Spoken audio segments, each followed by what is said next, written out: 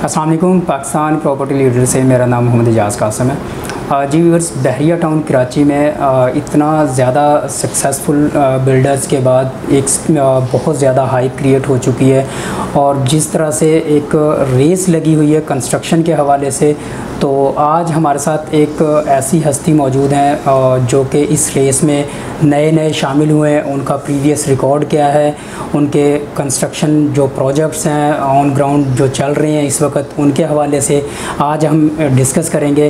तो रिहाइश रेजिडेंसिया के हवाले से आज हमने डिस्कस करना है। रिहाइश बिल्डर्स के CEO अब्दुल मोईद साहब मेरे साथ मौजूद हैं। अस्सलाम वालेकुम मोईद भाई। वालेकुम अस्सलाम। मोईद भाई कैसे हैं आप? अल्हम्दुलिल्लाह। मोईद भाई, रिहाइश रेजिडेंसिया इसका सबसे पहले मुझे बता दीजिएगा कि आपका प्रीवियस रिकॉर्ड के हवाले से काफ़ी क्लाइंट्स जो हैं मेरे वो क्यूरीज़ मांग रहे हैं रिहाइश रेजिडेंसिया जो कि हमने रिसेंटली लॉन्च किया था। तो आज अल्हम्दुलिल्लाह उसकी जो है कंस्ट्रक्शन वर्क भी स्टार्ट हो चुका है, सारा कुछ हमारा।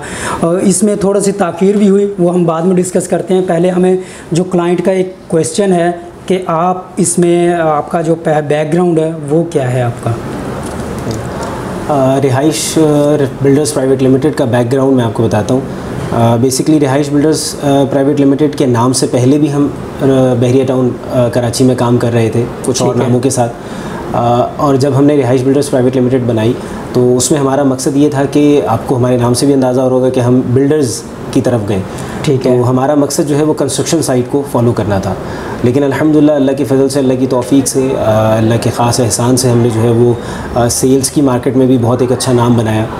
और प्रोजेक्ट्स आपके सामने हैं, Abul Qasim real estate and builders. अल्हम्दुलिल्लाह उनका नाम सर फहरिस्त हम इसलिए लेंगे क्योंकि हम जहाँ बैठे हुए, जिस प्रोजेक्ट में बैठे हुए, वो भी उनका डिलीवर हुआ हुआ प्रोजेक्ट है और बिफ़ोर द टाइम डिलीवर हुआ हुआ प्रोजेक्ट है। तो हमने ऐसे बिल्डर्स को या ऐसी जो है वो लोगों को चूज़ किया रिहाइश के साथ और या बहरिया में काम करने के लिए जिनका बैकग्राउंड अच्छा भी हो और जिन्होंने चीज़ें टाइमली डिलीवर भी की हों या बिफ़ोर द टाइम डिलीवर की हों और उनके कस्टमर्स खुश हों। तो हमें ऑलरेडी उस वजह से एक एक्स्ट्रा सक्सेस ये कि हमारा एक्स्ट्रा बेनिफिशियल पॉइंट था कि ऑलरेडी जो लोग अच्छे चल रहे हैं, तेज़ चल रहे हैं, लाइक PPL एक अच्छा नाम है, एक अच्छा काम कर रहा है, अब कोई उसके साथ जुड़ता है तो ऑलरेडी उसको एक ब्रांड बना हुआ मिलता है PPL का। तो अल्हम्दुलिल्लाह हमने जो है वो अबुल कासिम के साथ काम को स्टार्ट किया। फिर हमने जो है वो ये AQ बिज़नेस सेंटर 1 था, हम इसमें चांस नहीं ले सके, लेकिन फिर इसके बाद AQ business centre 2 Abdul Samad जो अल्हम्दुलिल्लाह डिलीवर हो चुका है। बिन अब्दुल्ला ट्रेड सेंटर, अल्हम्दुलिल्लाह बिन अब्दुल्ला ट्रेड सेंटर की अच्छी खासी बड़ी इन्वेंट्री रिहाइश के पास थी, अल्हम्दुलिल्लाह वो हमने सेल की। वो मेन जिन एवेन्यू के ऊपर ऑफिसेज़ हैं 550 और 1150 स्क्वायर फीट के, अंडर कंस्ट्रक्शन है और जो कंस्ट्रक्शन टाइम है उससे पहले डिलीवर हो रहा है। मतलब जो कंस्ट्रक्शन टाइम है आपको नज़र आता है कि इतने टाइम पे आपकी इतने माइलस्टोन कवर हो जाने चाहिए, लेकिन अल्हम्दुलिल्लाह उससे पहले उनके वो माइलस्टोन्स कवर हो चुके हैं। यानी 1 साल के अंदर ग्राउंड प्लस 18 की बिल्डिंग का पूरा स्ट्रक्चर रेडी कर देना, this is not easy by the financial side और जो हमारे मुल्क के हालात हैं उसके वो देखते हुए। फिर इसी तरीके से उनके दूसरे प्रोजेक्ट से सुपर मार्केट था या AQ बाज़ार है, AQ मॉल एंड रेजिडेंसी है या AQ हाइट्स है, हमने अल्हम्दुलिल्लाह सब के अंदर पार्टिसिपेट किया। तो हमारी एक बहुत अच्छी क्लाइंटेल है। इसमें लोकल क्लाइंटेल भी है नेशन वाइड पाकिस्तान में मुख्तलिफ अदर सिटीज़ के अंदर, और इंटरनेशनल क्लाइंटेल भी है। पाकिस्तान से बाहर के भी बहुत हैप्पी क्लाइंट्स हैं जिनको हमने चीज़ें लेके दी और उनकी चीज़ें उनको डिलीवर हुई और उन्होंने उसको बेचने के बाद प्रॉफिट कमाया और उस प्रॉफिट को और अपनी पुरानी इन्वेस्टमेंट को लगाया दोबारा से रिहाइश के साथ मिलकर किसी न किसी प्रोजेक्ट में, और अल्हम्दुलिल्लाह अब वो फिर हैप्पी हैं। तो ये हमारी रिहाइश की बैकग्राउंड है कि हमने रिहाइश ने सबसे बड़ा तो अबुल कासिम के साथ काम किया, इसके अलावा कुछ और भी बिल्डर्स हैं वेल नोन, काफ़ी सारे बिल्डर्स हैं, लेकिन हमने उनके साथ भी काम किया। तो अल्लाह का शुक्र है कि ये रिहाइश की स्ट्रैटेजी रही। अब रिहाइश जो है इन सारी चीज़ों को करने के साथ साथ अपनी कंस्ट्रक्शन में क्या देख रहा था, जब हम किसी बिल्डर के साथ मिलकर उनकी प्रॉपर्टीज़ को बेच रहे थे तो उस दौरान हम अपने प्राइवेट विलास बना रहे थे। ठीक है। हमारे पास पूरे पाकिस्तान से या दुनिया के चंद ममालिक से क्लाइंट थे जिनकी कुछ ज़मीनें थी, जिनके पास रेजिडेंशियल प्लॉट्स थे, उन्होंने कहा कि हमें विला बना के दें। अल्हम्दुलिल्लाह रिहाइश बिल्डर्स प्राइवेट लिमिटेड ने उन लोगों को विला बना कर दिए।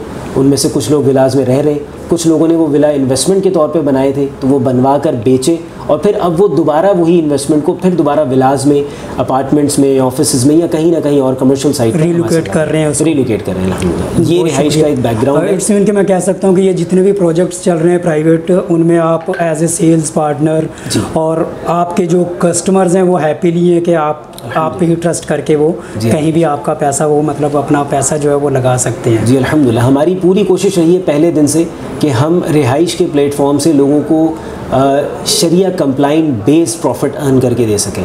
ये हमारी खासियत भी थी और हम इसमें क्लेम भी करते हैं कि Rihaish builders private limited is the first sharia compliant real estate solution, 360 degree solution. आपको कुछ भी करना है, आपको अपनी बिल्डिंग बेचनी है, आपको आपकी बिल्डिंग बनानी है, आपको आपका घर बनाना है, आपको कोई चीज़ रेंटल पे देनी है, यानी रियल एस्टेट से रिलेटेड कोई भी काम हो, हम आपको वो करके देने के लिए रिहाइश बिल्डर्स मौजूद हैं।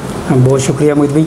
अच्छा, इसमें जैसा कि आप लोगों ने बिलाज वगैरह सारे कंप्लीट कर दिए, अब आते हैं अपने प्रोजेक्ट के हवाले से।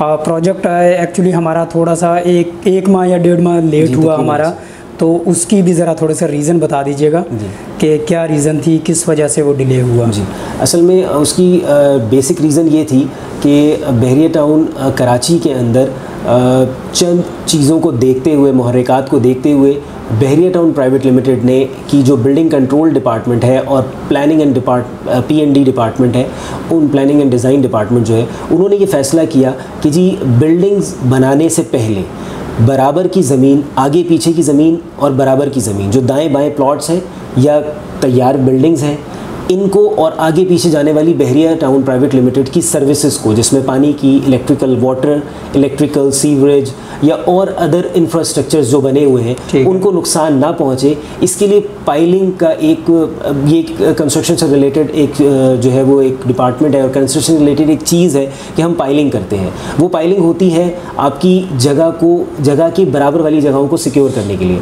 तो बीच में कुछ इश्यूज़ आए कि उसमें एक वक्त ऐसा आया कि वो हम 2 साइड पाइलिंग्स तो ऑलरेडी कर रहे हैं, फ्रंट और बैक से कर रहे हैं, लेकिन बीच में एक ऐसा वक्त आया कि बहरिया टाउन प्राइवेट लिमिटेड ने इस बात को सोचा, कुछ जगहों पर जहां पर लैंडस्लाइड कर रही थी, यानी ज़मीन नरम थी, वहां बराबर वाले प्लॉटों की ज़मीन गिर रही थी। तो कंस्ट्रक्शन को बेहतर बनाने के लिए बहरिया टाउन प्राइवेट लिमिटेड ने ये फैसला किया कि जी हम 4 साइड पाइल की तरफ जाएँ, यानी कि 2 फ्रंट बैक तो होता ही था, अब राइट लेफ्ट में भी करें। तो चूँकि बिल्डर्स को ये बहुत जो है वो उनके लिए एक बहुत मुश्किल मरहला था, उसकी वजह ये थी कि लोगों ने अपने प्रोजेक्ट सेल कर दिए थे। तो जब प्रोजेक्ट सेल होता है तो वो उसकी कॉस्ट एनालिसिस करते हैं, कॉस्ट होती है, उसमें उनका प्रॉफिट होता है कि जी ये लैंड कॉस्ट है, ये कंस्ट्रक्शन कॉस्ट है, ये हमारा प्रॉफिट है, ये मार्केटिंग कॉस्ट है, सारी चीज़ें। लेकिन ये एक बहुत बड़ा पोर्शन था विच इज़ कॉल्ड 10% भी हो सकता है, कहीं 2% भी हो सकता है। अगर हम इसको 5% भी पकड़ें, प्रोजेक्ट कॉस्ट का 2% भी पकड़ें, तो एक 2% बहुत बड़ा अमाउंट हो जाता है। तो बात ये की गई, कुछ बिल्डर्स ने मिलकर बहरिया टाउन से बात की और बहरिया टाउन ने अल्हम्दुलिल्लाह हमारी बात को समझा कि जिस जगह पर इसकी ज़रूरत है वहाँ तो ये ज़रूर किया जाए, लेकिन जिस जगह इसकी ज़रूरत नहीं है, रॉकी प्लेसेस हैं, जैसे कि बहरिया टाउन में हम अपने प्रोजेक्ट की बात कर रहे हैं, जिस प्रोजेक्ट का आप नाम ले रहे हैं, जो लेट हुआ, डिले हुआ, वो हुआ डिले तकरीबन कोई 1 से 1.5 महीना डिले हुआ।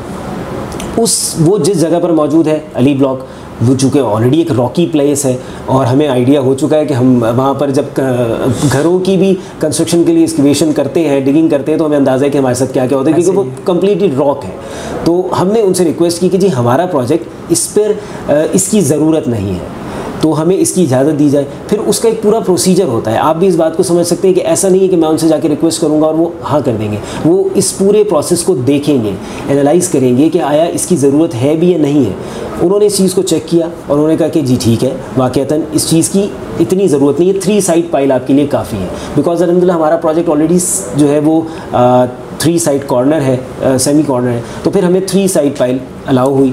तो फिर हमने उसके ऊपर दोबारा से वर्किंग की कि जी हमें 2 साइड पाइल की इजाज़त मिल जाए, लेकिन बिल आखिर हमें ना मिल सकी। तो हमने कहा कि अब हमारे क्लाइंट्स को, जो हमारे मुअज़्ज़ज़ क्लाइंट्स हैं, जो हमारे मुअज़्ज़ज़ कस्टमर्स हैं, उनको और डिले ना करना पड़े, वो पेन हमने ख़ुद पर लिया और हमने अपने प्रोजेक्ट की कंस्ट्रक्शन स्टार्ट कर दी। इस सारे दौरानिए के अंदर जो हमारी अप्रूवल, चेकिंग, एनालिसिस और उसकी जो है वो रिपोर्ट्स और उसकी सॉइल टेस्टिंग और वो सारे प्रोसेस जो दोबारा से एक दफ़ा हुए, जो इसमें टाइम प्रोसीजर रिक्वायर्ड होता है वो तकरीबन 1 महीने से 1.5 महीने का ज़रूरत होता है, वही होता है। हम उस पर भरपूर अंदाज में लगे रहे और अल्लाह के फजल से, अल्लाह की तौफीक से फिर हमने उसको, आपके सामने ये है कि हमने उसकी पाइलिंग स्टार्ट कर दी और अब अल्हम्दुलिल्लाह वो पाइलिंग भी कंप्लीट हो चुकी है। पाइलिंग कंप्लीट होने के बाद कैप बीम होता है, कैप बीम पाइल के ऊपर डलता है, वो भी कंप्लीट हो चुका है। अब हम अल्हम्दुलिल्लाह इस पोजीशन में है कि हमने अपनी ये सारी चीज़ें अपनी रिपोर्ट्स के साथ और अपने लेटर्स के साथ बहरिया में जमा करा दी हैं। बहरिया हमें इंशाल्लाह विदिन अ वीक, अल्लाह की ज़ात से उम्मीद है इंशाल्लाह कि 1 वीक के अंदर अंदर हमें इजाज़त दे देगा। जैसे ही वो इजाज़त देगा इंशाल्लाह हम अपने प्रोजेक्ट की डिगिंग की तरफ चले जाएंगे। चलें, अल्लाह ताला आसानी करेगा। अच्छा मोहित भाई, जैसा कि मार्केट बल्कि ओवरऑल पाकिस्तान में हम देख रहे हैं कि बहुत ज़्यादा महंगाई हो चुकी है, हमारा कंस्ट्रक्शन मटेरियल जो है वो बहुत ज़्यादा पीक पे जा चुका है। तो आप इसके हवाले से मुझे गारंटी है कि आप इसको, क्योंकि आपने अगर दूसरे बिल्डर्स से रिलेटेड अगर मैं बात करूं, कंपेयर करूं रेट्स के हवाले से, तो आपने बहुत मुनासिब रेट रखा और कह सकते हैं कि अगर जैसा कि आपने खुद ही कहा कि उन्होंने बेच दी चीज़ें, बाद में अगर वो 3 साइड पाइलिंग करनी पड़ गई तो वो कॉस्ट बहुत ज़्यादा एक्सपेंस हो जाती हैं। तो वो आप उसके हवाले से ज़रा मुझे थोड़ा सा गाइड कर दीजिएगा। आपने बहुत डीपली सवाल कर दिया, मैंने दर्द वाला सवाल किया है। हम रिहाइश बिल्डर्स की टीम इस पर 12 बैठी है, बहुत दफ़ा हमने इसको दोबारा से सारी चीज़ों को देखा है।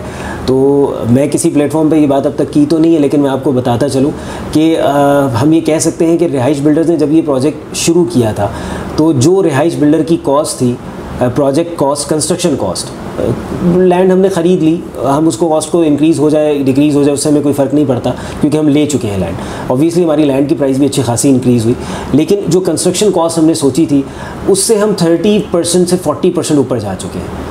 अच्छा। तो जी बिल्कुल, जो कंस्ट्रक्शन कॉस्ट हमने अपने प्रोजेक्ट के लिए रखी थी, जब आप 3 साल के लिए कोई प्रोजेक्ट कंस्ट्रक्शन के लिए सोचते हैं तो आप उसमें देखते हैं कि 1 साल, आज फॉर एग्जांपल एक चीज़ 1000 रुपये की है, 1 साल बाद ऑलरेडी महंगाई होती है, इन्फ्लेशन आती है, चीज़ें महंगी होती हैं, तो आपको पता होता है कि 10% से 15% ये महंगी हो जाएगी।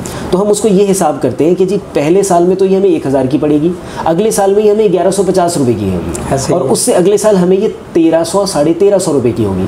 तो इसी तरीके से हम इसकी प्रोसेस फ्लो देखते हैं और इसकी हम फाइनेंशियल स्टेटमेंट्स बनाते हैं, बनाते हैं फिजिबिलिटी रिपोर्ट जिसको कहते हैं हम बनाते हैं। तो हम आज जिस जगह पे खड़े हुए हैं, जो कॉस्ट हमें 3 साल में पड़नी थी उससे 30% ऊपर पे खड़े हुए। अच्छा। और 2 साल में जब ये प्रोजेक्ट कंप्लीट होगा तो हमें कम से कम, हमने अब हायर साइड रखा है तो हम 10% और ऊपर चले जाएंगे, तो हम 40% कंस्ट्रक्शन कॉस्ट में ऊपर जा चुके होंगे कम अज़ कम। लेकिन इन सारे मुहर्रिकात को देखने के बावजूद, चूँकि रिहाइश बिल्डर्स प्राइवेट लिमिटेड का ये पहला प्रोजेक्ट है, रिहाइश रेजिडेंशिया अली ब्लॉक, हमने फ़ैसला ये किया है कि इंशाल्लाह हम किसी हाल में जो है वो एस्केलेशन चार्जेस किसी कस्टमर को हिट नहीं करेंगे। अच्छा जी, किसी कस्टमर को हम कोई कंस्ट्रक्शन पे कोई एस्केलेशन चार्जेस हिट नहीं करेंगे, हम ये अपने प्रॉफिट में से बियर करेंगे और हम उस वक़्त तक बियर करेंगे जब तक हमारा नफ़ा ख़त्म हो जाए। हम मतलब आप समझ लें कि हम पूरी कोशिश कर रहे हैं कि हम इसको जो है ना डिलीवर करें और बग़ैर आपसे 1 रुपया, किसी को अगर हमने जिस रेट में भी बेचा है, मतलब जो कमिटमेंट किया है आप उस पर, हम अपने कॉन्ट्रैक्ट पे कायम हैं इंशाल्लाह। ठीक है। बस अब हमारे लिए जो सबसे बड़ा मरहला है वो बहुत सख्त मरहला, मैं आपको बताऊँ, जैसे आपको ना दुखती रग आपने दबाई है, वो ये है कि हमारे कस्टमर्स हमें टाइमली पेमेंट करते रहें। इंस्टॉलमेंट वगैरह, इंस्टॉलमेंट या जो भी उनकी टाइमली, जो उनकी हमारे साथ कमिटमेंट है as per agreement, as per statement कि हम इस टाइम पेमेंट करेंगे, वो हमें देते रहें। होता ये है कि जब कस्टमर ऑन टाइम पेमेंट नहीं करता, वो ये समझता है कि मैं पेमेंट नहीं कर रहा, उससे बिल्डिंग को क्या फ़र्क पड़ेगा, लेकिन 40% 50% कस्टमर यही सोच रहा होता है। तो जो कॉन्ट्रैक्टर है, ये जो बिल्डर प्राइवेट लिमिटेड है, जो बिल्डिंग वाले हैं, वो कैसे प्रोजेक्ट बनाएंगे? ऑब्वियसली प्रोजेक्ट बनाने के लिए पैसों की ज़रूरत है, तो जब आपके पास से टाइमली पेमेंट आ रही होगी, हम उसी टाइमली उसको डिलीवर कर रहे होंगे। हाँ, अगर आप लोगों की तरफ से, यानी कि जो हमारे क्लाइंट हैं, मौजूद क्लाइंट्स हैं, उनकी तरफ से पेमेंट डिले होगी, फिर जो सूरत हाल होगी उसकी ज़िम्मेदारी तो मेरे ख्याल में कस्टमर्स पे जाती है। मैं इस बात को, हम पूरी कोशिश हमारी है कि हमारे कस्टमर्स हमें टाइमली पेमेंट करें, इंशाल्लाह हम उनको टाइमली डिलीवरी करें, बिफोर टाइम डिलीवर करें। प्रोजेक्ट डिले हुआ 1.5 महीने, इसको छोड़ दें, जो टाइम हमने अपने स्टेटमेंट पे पोजीशन का लिख के दिया है, अल्लाह ने चाहा इंशाल्लाह, हमारी अल्लाह से पूरी दुआ है और हमारी पूरी कोशिश है कि हम बिफोर द टाइम इस प्रोजेक्ट को डिलीवर करेंगे इंशाल्लाह। अब भी हम इसके लिए भरपूर तैयार हैं और सिर्फ ज़बानी तैयार नहीं है, हमारी हर महीने, हर 15 दिन में मुख्तलिफ डिपार्टमेंट से इस पर डिस्कशन होती है, कंस्ट्रक्शन साइट पर, फिनिशिंग साइट पर, मतलब हमारे पास अल्हम्दुलिल्लाह इंजीनियर्स मौजूद हैं, आपको पता है, आप लोग देख चुके हैं, हमारे पास पूरी टीम मौजूद है। तो हम उस पर बार बार बैठ के इसको देखते हैं कि हम कहीं लेक तो नहीं कर रहे, कहीं हमारी कोई चीज़ तो नहीं है। बस हमें इस वक्त सिर्फ और सिर्फ ज़रूरत ये है कि हमारे मुअज़्ज़िज़ क्लाइंट्स हमें टाइमली पेमेंट करते रहें और हम उनसे जो वादा किया था उससे पहले उनको ये प्रोजेक्ट उसी कीमत में डिलीवर करें। चलें, अल्लाह ताला आसानी करेगा। अच्छा मोहित भाई, आपने जो फाइल्स जो बनाई हैं मैंने अपने जो कस्टमर्स को सील किए हैं, उनमें मैंने एक पॉइंट पढ़ा था कि आप जो अगर कोई इंस्टॉलमेंट लेट करता है तो आपने उसकी एक अजीब सी वो एक शर्त रखी है कि हम आपसे उसका जो फ़ाइन है या सरचार्ज है वो हम नहीं लेंगे, आप किसी भी उसको चैरिटी आप खुद ही अपने तौर पे बताएं उस चीज़ के। मैं आपको बताता हूँ, बेसिकली हमने आपको कहा ना कि हम शरिया कंप्लाइंट कंपनी है। ठीक है। तो शरिया कंप्लाइंट कंपनी, ये एक बहुत आपने ज़बरदस्त सवाल किया, ये सवाल बहुत ख़तरनाक भी है बकाया बिल्डर्स के लिए। ठीक है। बेसिकली जो है वो इस्लाम के अंदर सरचार्ज की कोई गुंजाइश नहीं है। ठीक है। इस्लाम में, हमारी शरीयत मोहम्मदी में गुंजाइश है इस चीज़ की कि अगर मैं वो चीज़ डिलीवर नहीं कर सकता तो मैं आपको ना कर दूँ कि जी मैं नहीं डिलीवर कर सकता, सॉरी। स्ट्रेट फॉरवर्ड मैं आपको ये नहीं कहूँगा। अब मामला ये है कि उसमें एक जगह हमें इजाज़त मिलती है कि अगर हमारे कुछ कस्टमर्स हैबिचुअल हो जाते हैं। मैं आपको बताता हूँ, बड़ी अजीब हैरत की बात है, चूँकि हमने बहुत सारे प्रोजेक्ट सेल्स किए तो हमारे सामने क्या सूरत वाज़ह हुई। हमारे एक बहुत वेल नोन बिल्डर हैं, उन्होंने अपनी एग्रीमेंट में एक चीज़ लिखी कि अगर आप 2 कंसेक्यूटिव इंस्टॉलमेंट पे नहीं करेंगे तो हम आपका यूनिट कैंसिल कर देंगे। अब लोग क्या करते हैं, जब दूसरी इंस्टॉलमेंट आती है तो पहले वो वाली एक इंस्टॉलमेंट दे देते हैं, एक रोक के रखी हुई है। इसकी वजह से अगर ये हम कहें कि उसका हर महीने आने वाली इंस्टॉलमेंट का तखमीना मेरे हिसाब से अरबों रुपए का है, तो अब ये अरबों रुपए वो हर महीने पीछे हो रहे हैं, तो क्या होगा, वो प्रोजेक्ट डिलीवर कर सकेंगे टाइम पर? वो डिले हो जाएगा। हमने इसकी हैबिचुअल पोजीशन को रोकने के लिए हमने ये कहा कि हम आपसे लेंगे, उसमें एक चीज़ आप समझिएगा, हम आप पर सरचार्ज लगाएंगे लेकिन वो सरचार्ज हम नहीं लेंगे, वो सरचार्ज हम आपसे लेकर आपके नाम से चैरिटी करेंगे, ताकि आपको पेन हो, आपको पता हो कि अगर मैं 1 लाख रुपए की किस्त देनी है और वो नहीं दे सकूंगा, तो मैंने अगर किसी क्लाइंट के साथ ये तय किया कि मैं आपसे उसकी जो आपकी उस वक्त ड्यू रकम थी 1 लाख, उसका मैं आपसे मतलब आप समझ लें कि 0.10% या 1% मैं आपसे सरचार्ज लूँगा आपके हर महीना डिले होने पर। तो भाई 1 महीना डिले होने के ऊपर मैं आपसे उसके ऊपर 1 लाख पे 1000 रुपये लूँगा। अब वो 1000 मैं अपने लिए नहीं लूँगा ना अपने प्रोजेक्ट में लगाऊंगा, वो 1000 रुपये आपके नाम से मैं सदका कर दूँगा। और ये इसकी हमारे पास जो है वो, चूँकि मैंने कहा कि हम हर चीज़ को, हमारा जो पूरा कॉन्ट्रैक्ट है वो मुख्तलिफ़ पाकिस्तान के मकतब फ़िक्र से, मुख्तलिफ़ जगहों से बाकायदा उसके ऊपर हम फतावा ले चुके हैं। वो एग्रीमेंट जो है वो प्योरली शरिया कंप्लाइंट एग्रीमेंट में, उसमें कोई ऐसी चीज़ नहीं है जो झूठ की बुनियाद पर हो, कोई ऐसी चीज़ नहीं है जो शरई तौर पर जिसकी इजाज़त ना हो। तो हम सरचार्ज नहीं लगा सकते थे, इसलिए हमने ये शर्त लगाई। अब हम इस बात पर सोच रहे हैं कि जो क्लाइंट ऑलरेडी हमें बहुत डिले कर रहे हैं, कुछ ऐसे क्लाइंट हैं जो हमें डिले कर रहे हैं और हम उनकी वजह से बहुत ज़्यादा परेशानी का शिकार हो रहे हैं, क्योंकि प्रोजेक्ट बनाने के लिए आपको पैसों की ज़रूरत है। तो जब हमें नहीं मिलेगा तो फिर हमको ये चीज़ बिल्कुल हिट करेंगे और उनके पास से जो रकम आएगी उसमें से वो पैसे उनको डिडक्ट भी करेंगे और उनकी तरफ से चैरिटी भी करेंगे और उनके नाम की रिसिप्ट भी देंगे। और चैरिटी भी हम अकाउंटेबल इदारे को करेंगे, वो इदारे जो गवर्नमेंट ऑफ पाकिस्तान से रजिस्टर्ड है। ऐसा नहीं है कि कोई ये कहे कि आपने हमारे पैसे कहाँ दे दिए। बहुत सारी ऐसी मकतब फ़िक्र के मुख्तलिफ लोग हैं। हम जैसे मैं चंद लोगों का, चंद इदारों का नाम ले लेता हूँ। जैसे फॉर एग्जांपल हम कहते हैं SIUT है, हम कहते हैं इंडस हॉस्पिटल है, हम कहते हैं बैतुस्सलाम वेलफेयर ट्रस्ट है। हम इस तरह की मुख्तलिफ मकतब फ़िक्र के जो है वो मुख्तलिफ इदारे, हम उनको उनके नाम से, यानी एजाज़ कासिम साहब ने मुझे पैसे देने थे, नहीं दिए, तो मैं एजाज़ कासिम साहब के नाम की पर्ची बनवा के उनको दे दूँगा कि उनको पता लगे कि हाँ जी मेरे पैसे रिहाइश बिल्डर्स के अकाउंट में नहीं गए, मेरे पैसे इस मकतब फ़िक्र की इस स्लिप पे गए, आप जाके उसको चेक कर सकते हैं। चलिए, बहुत शुक्रिया मोहित भाई। अच्छा मोहित भाई, रिसेंटली आपने विज़िट किया एक्सपो सेंटर जी दुबई का, तो कैसा एक्सपीरियंस रहा आपका?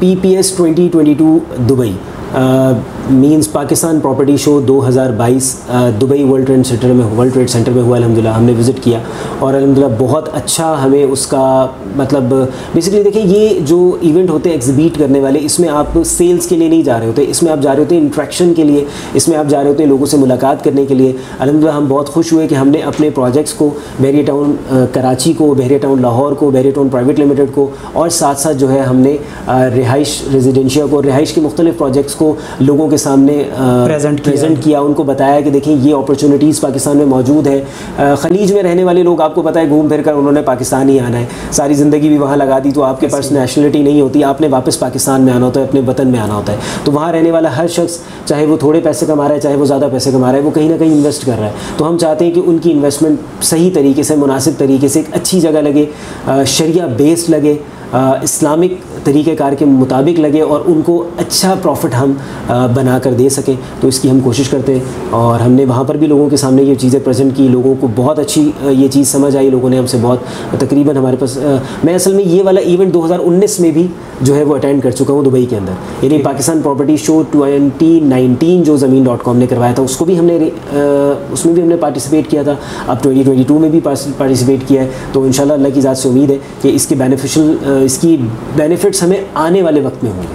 चलें, बहुत शुक्रिया मोहित भाई। जी व्यूअर्स, रिहाइश रेजिडेंसिया के हवाले से मैं आपसे यही कहूँगा कि कम से कम एक दफ़ा आप विज़िट करके उसकी लोकेशन देखें, उसकी सराउंडिंग देखें। मैं उम्मीद करता हूं कि आपको ये चीज़ें बहुत पसंद आएगी और जिस लोकेशन पे ये प्रोजेक्ट बनने जा रहा है, और बाकी मोहित भाई ने उनके हवाले से बता दिया, अपने बारे में बता दिया। बाकी इसकी रिहाइश रेजिडेंसिया के हवाले से अगर आपको इन्फॉर्मेशन लेना चाह रहे हैं तो स्क्रीन पर दिए गए नंबर्स पर रब्ता करके हमसे इन्फॉर्मेशन ले सकते हैं। बाकी रिहाइश बिल्डर्स जो हैं वो भी बहरिया टाउन में ही बैठे हुए हैं, इनसे अगर आप मिलना चाहें या प्लॉट से रिलेटेड जो जिस प्लॉट पे ये रिहाइश रेजिडेंसिया बन रहा है वो मोहित भाई के अपने नाम पे है, तो अगर कोई डॉक्यूमेंट्स वगैरह देखना चाहे तो वो भी हम इनको शो ऑफ़ करवाएंगे। तो बाकी मज़ीद मालूमात के लिए देखते रहिए पाकिस्तान प्रॉपर्टी लीडर। मुझे और मोहित भाई को इजाज़त दीजिए। अल्लाह हाफ़िज़। अल्लाह हाफ़िज़।